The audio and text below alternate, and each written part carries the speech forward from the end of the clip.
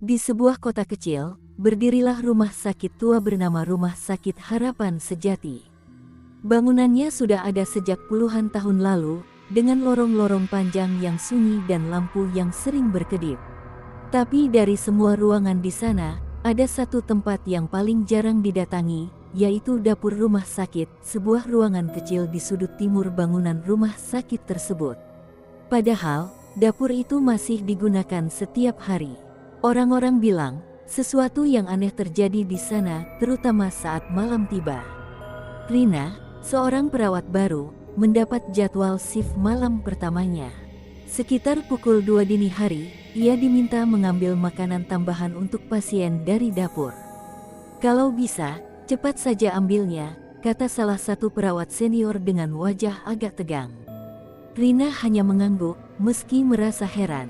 Saat ia membuka pintu dapur, suasananya dingin. Tidak seperti dapur pada umumnya yang hangat. Lampu neon di atas berkedip pelan. Tak ada siapa-siapa. Namun, terdengar suara.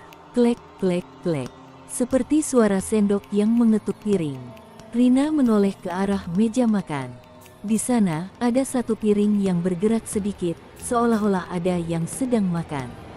Tapi kursinya kosong. "Siapa di sana?" Suara Rina gemetar. Tak ada jawaban. Ia mencoba mendekat. Suara itu berhenti. Tiba-tiba, "Jangan diambil." Bisikan lirih terdengar tepat di belakangnya. Rina langsung membeku. Perlahan ia menoleh. Tak ada siapa-siapa. Namun di kaca lemari dapur, terlihat bayangan seseorang berdiri di belakangnya. Seorang pria, dengan pakaian pasien, wajahnya pucat, dan matanya kosong. Keesokan harinya, Rina menceritakan kejadian itu. Wajah perawat senior langsung berubah serius. "Kamu lihat dia juga," katanya pelan. Ternyata, bertahun-tahun lalu, ada seorang pasien yang sering kelaparan karena makanannya selalu terlambat datang.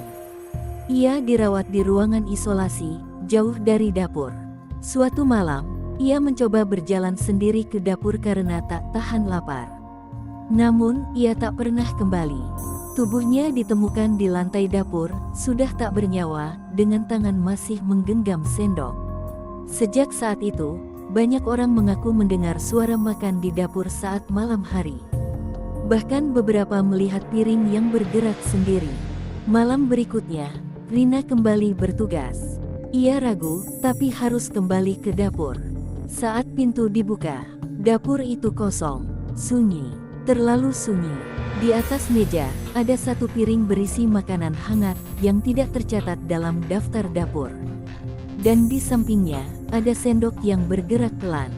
Klek, klek. Rina tidak berani mendekat. Ia hanya berdiri di ambang pintu, lalu perlahan menutupnya kembali. Sejak malam itu, ia selalu memastikan satu hal sebelum meninggalkan dapur. Selalu menyisakan satu piring makanan. Karena di rumah sakit itu, ada seseorang yang masih merasa lapar.